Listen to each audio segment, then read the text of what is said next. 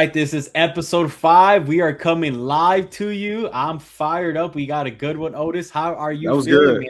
That was You that like was that, right? good. You stole my rhyme. I was going five live or five hive or something like that. So yes, we're back, episode 5, season 4. Man, we making some headway. Lots of feedback. We thank everybody. I got to make a correction from episode 2. I think I mentioned that we're in 92 countries, and I said 115 cities. Man, the love that we're getting right now, Jeff, is incredible. It's actually 1,015 cities. Okay, Oh, damn. so yeah, a little small You, typo there, you, right? you had to go back and make sure you corrected that, right? So everyone knew. I did. I didn't want to make it sound like a small deal, right? So we thank all of you guys who are listening in, tuning in, sending tons of feedback out there.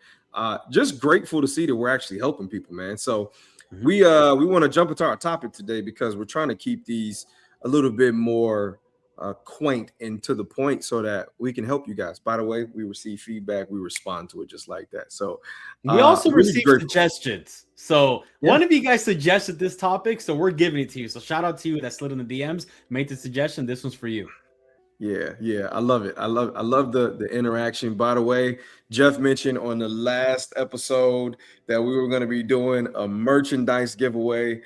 I'm excited because we found out who the winner is. I can't announce it until we actually physically have the hat in hand. It's like a day or two away. What today is Friday? It'll be here Monday, I think. So can't wait to announce that lucky winner for tuning in, man. And for all of the rest of you, hopefully there's opportunities in the future. And when I say future, I'm talking in the next maybe 2-3 episodes. Who Mm. knows, right? Who knows? Who knows? So we got an awesome topic for you guys today. I just want everybody to take off their hats of employees, if you can, for a second, because today we're going to be talking to some entrepreneurs.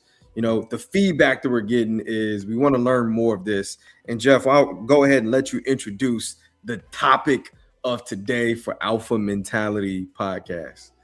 Prospecting, baby.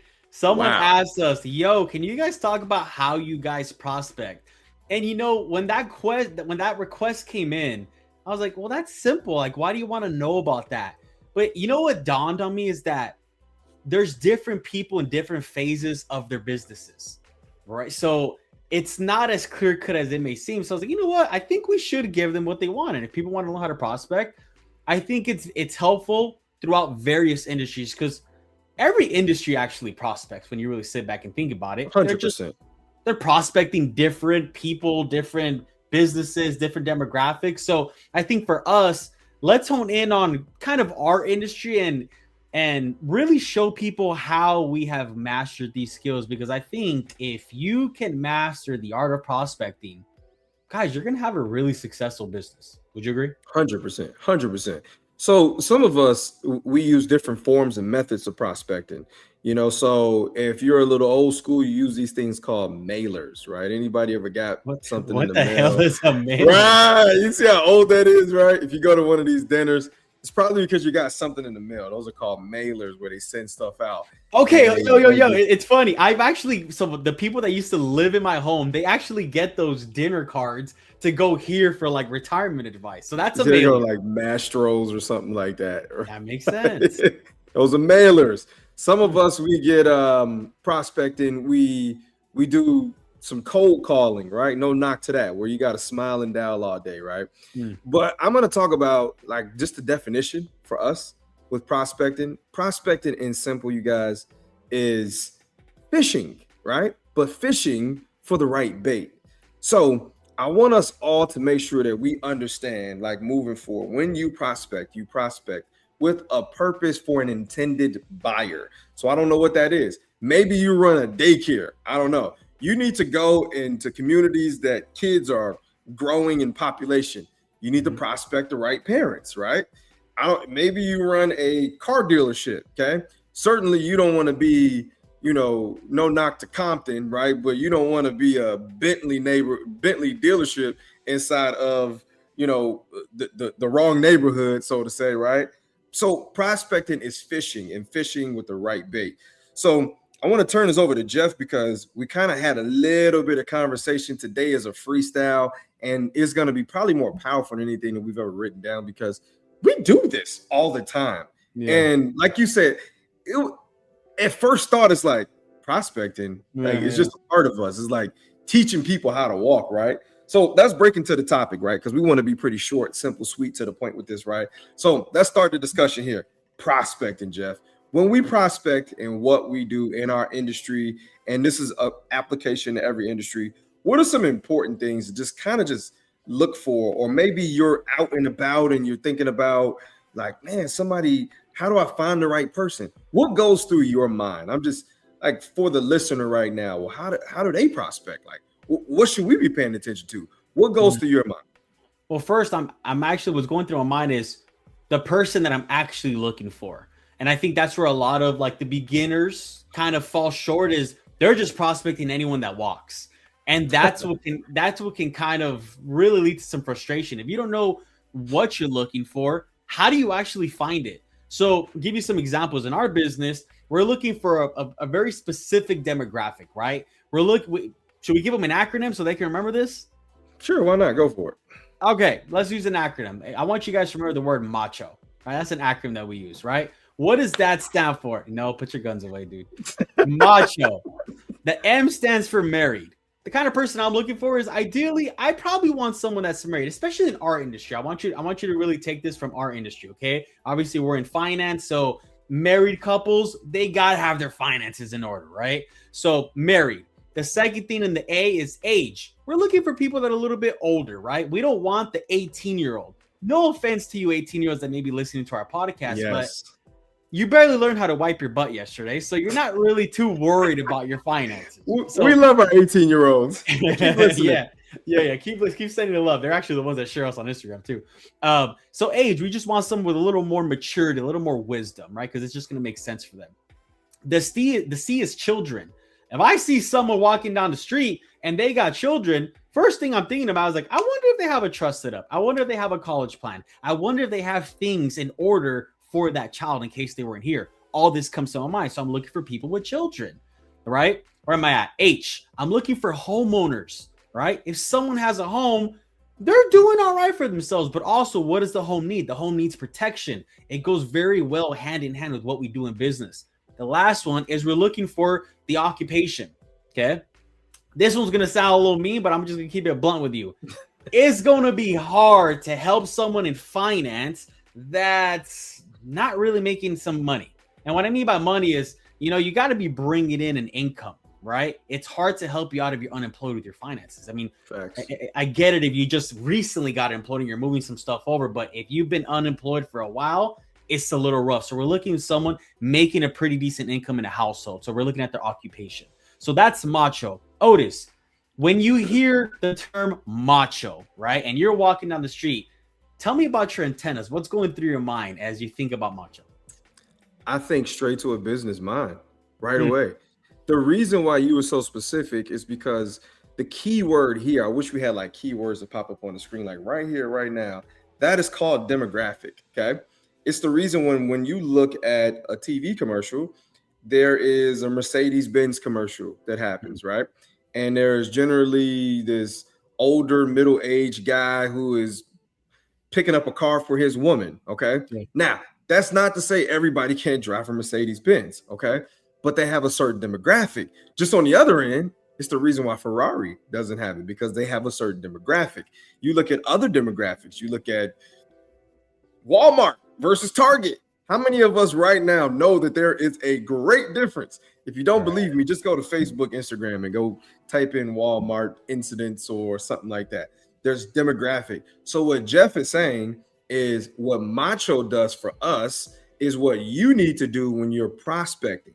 So when you have somewhat of an idea that somebody is what Jeff just called macho, then now what you need to do when you do prospect is start to extract data. Okay. So data for us, and this is something I'm going to give the audience something that can be used universally to be able to extract data when you're out to determine if somebody is macho, age, children, homeowner, occupation. And it's an acronym that I use everywhere I go. And that acronym is called FORM. So form, like inform, but form as itself is an acronym.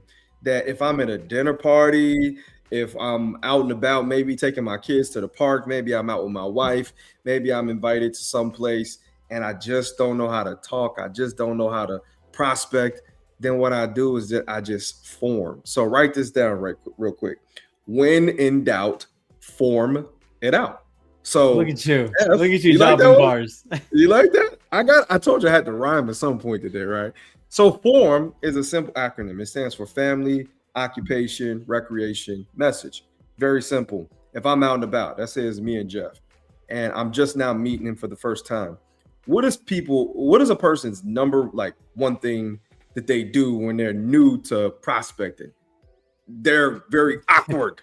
Hell yeah, they awkward and Yeah. they're sweaty, hyperhidrosis. Oh, shout out to hyperhidrosis. We got a teammate. Shout out to that guy, super stud, right? But what this does is that it keeps you with formation, no pun intended, but using this, but it keeps you in a form so you know how to hit certain points.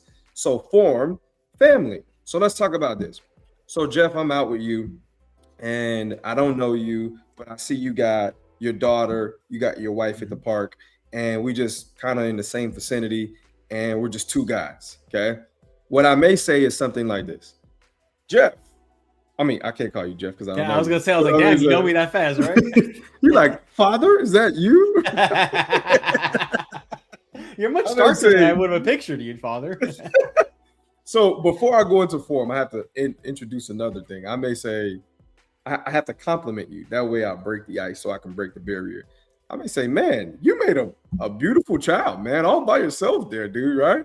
Something to just kind of, put people at ease or whatever that is. Pass a compliment, nice shirt, nice shoes. I don't care, whatever that is.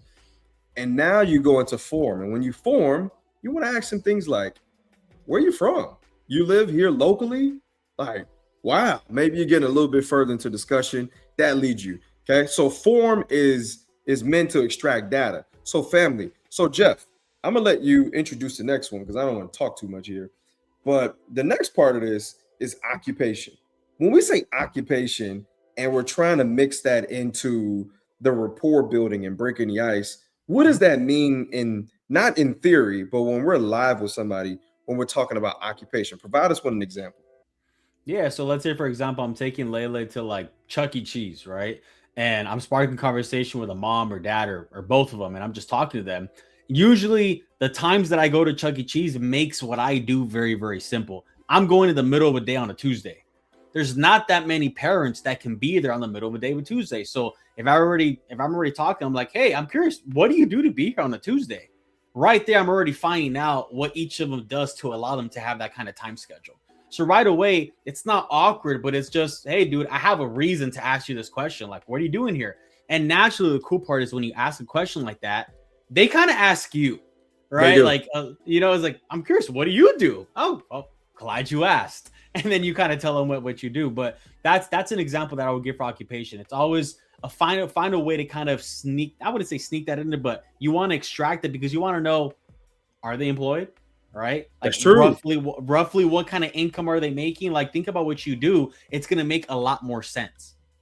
So consider this. So right now, everybody's listening. And they're going, okay, we're at Chuck E. Cheese, and maybe you're watching your daughter play on the arcade games or whatever, Yeah. and you start to have the conversation, right? Family, we've identified that they're local, right? So wherever you live kind of determines in your mind, not that you become a magician of knowing how much somebody makes, but for instance, if somebody lives in Orange County or somebody lives in the Inland Empire, there can be income differences. Does that make Right. sense? This is kind of like a common ground type of deal, right? So I got family. I figure out all of that. I figure out what you do for a living. Maybe you're asking me. Now, the next part of form is the R. The R is recreation. This sometimes can be skipped over for everybody that's Yeah. listening. But what this does is that this tells you a profile of a person. So recreation is, what do you do for fun? So right now, stop, write this down. What do you do for fun? When you figure out what somebody does for fun, you can now have more data. They may say, oh, I play ball on the weekends, or I'm a part of pickleball. Man, that is like a crazy Huge sport right thing. now. Yeah. And by the way, it creates more opportunity for conversation, and the wall, the barrier of entry for somebody to bring down their guard is like, oh, this guy or this girl is pretty cool, right? So recreation is something that again pulls more data. And what you should be doing is not writing it down, because that's a little weird, right? Talk about awkward. Every time you ask a question, you're like, give me a second. Let me pull on my phone. right. Hold on. Let me pull out this file on you, right? But you should have a mental file that goes, oh, they live in San Clemente and they are an engineer and they like hiking on the weekend so far, right? So that's recreation. Now, the M, Jeff, the M is where people struggle, because this isn't the closing point, but it is a form of closing, right? So I want you to explain like the M in a way where you now with the M can deliver a message, or maybe tie in a little bit about what they do to either disturb and entice, take their number, and then make it, to the next steps on if this person is a qualified prospect. Yeah, so I think it depends which way you're trying to go with it when we talk about M. So once you kind of get into like R, you're trying to figure out what it is they do. And I think you kind of mentioned this. It's very important to pay attention to R to get to M. Why? Okay. Let's say, for example, I'm having a conversation with someone and I find out that something they like to do for fun is something I enjoy. Bingo. Great. Now we have something that we can actually have in common. So guess what? I may not have to even bring up my message in that given moment, right? Now I could just make a friend and the message come later down the line. Let's say, for example, in the R, you're just kind of going through it like, hey, this is a qualified prospect, but maybe I'm in a rush. I got to go. What is the reason they would want to exchange numbers with you, right? Hey, based on what you do, I don't know if you ever sat down with someone. This is what I do. Let's just say some numbers. Hey, I noticed I've seen you here at Chuck E. Cheese a couple times. Maybe we should bring the kids so they can play together a couple times together. Boom. Whatever the case to be, your message is going to be tailored to whoever is actually in front of you. I think for the newer agent, what happens is that their message is so uniformed and it's so like, I got to tell them what I do so they know what I do, and then they got to be my client. And it's like, dude, it doesn't work like that. You got to pump the brakes a little bit, and you have to dance. You got to dance for your romance, bro. You got to dance for your romance. Say that again. You have to figure out when the message is appropriate. And I think that's the huge part of what, like you mentioned, R gets skipped way too much. And this is why the message is always awkward. Yeah. I mean, imagine right now you've gotten through the F, the O, the R, and now it's time to dance. And when you get on the dance floor, you got 2 left feet. Man, it is the most awkward thing ever, because you've built up rapport. You've gotten to this point where, the guard is down, and then you go, hey, I'm a financial professional and I serve people like you. Why don't we exchange numbers? I think I have a product that fits for you. Corny, right? You're going to lose them, right? So again, I want to introduce with that, what Jeff said, knowing sometimes how to just pivot and just say, hey, love to hang out. If you're around here often, my wife and I, or, women you're listening, my husband and I, we're around here often. Pick up the name, pick up the number. That's a great opportunity. Connect with them on social platforms. But I also want to point out too, that when you're in this delivery of each letter in the acronym, look for social cues, like look for like eyebrows. Thank you. I was going to say, break it down, please, because what you just said is so key, but I don't think a lot of people understand it. So break that down. You said eyebrows. What else should we be looking for? Look for the body language. Look for somebody folding their arms, right? Look for if they're looking around trying to get out of the conversation. Man. That's a social cue too, right? Sometimes you got to learn when to like exit stage left. Really important, because so many of us, we know how to do this part, but then we're not willing to just accept that, hey, this person is probably just not ready, or whatever it is. Because in our world, some will, some won't. So what next? Okay. That's something that I live by. So watching this is important. And then not like making sure you don't develop what we call word vomit, like questions, these FORM, you're asking these questions. Why this is powerful is because quality questions, they dictate an outcome where you're asking questions, and at some point they ask you a question. And when they ask you a question, Now they're intrigued. Now they're interested. And I think that that is generally all you need to prospect with, right? And it delivers just simplicity, allows you to get a name, a number, find out who that buyer is later on. I think what we gave them today is a way to not become an interrogator. I think for the newer agent, when we say, "Hey, you got to ask questions," you're just shooting from the hip, and you're just question. The new person's like, "Yo, what is up with this person?" It just doesn't make sense.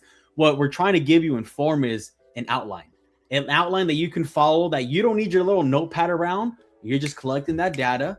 You store it in mental notes, and now you can use that to build a genuine relationship. And if you're able to do that, now you know, can I serve this person or did I just make a new friend? Okay. But form is going to help you do both of those right there. So this is good, man. I think the person that asked this, you're welcome. I hope this helps. Yeah. Delivered, right? Not DiGiorno's. We just hopefully help you guys have more attrition, scalable opportunities in your business, because prospecting is everything. By the way, it works in all facets. Think about dating. Okay. Like Yes. you're prospecting there, right? You think of like prospecting is just everywhere. So my hopes is that you guys stop, rewind this, listen to this several times, because I know that this is a pretty dynamic conversation that most entrepreneurs are facing. And yeah, listen to this one again. I know it's a good one. Yep. That's it. That's episode 5. We'll see you guys next time. Peace. Peace.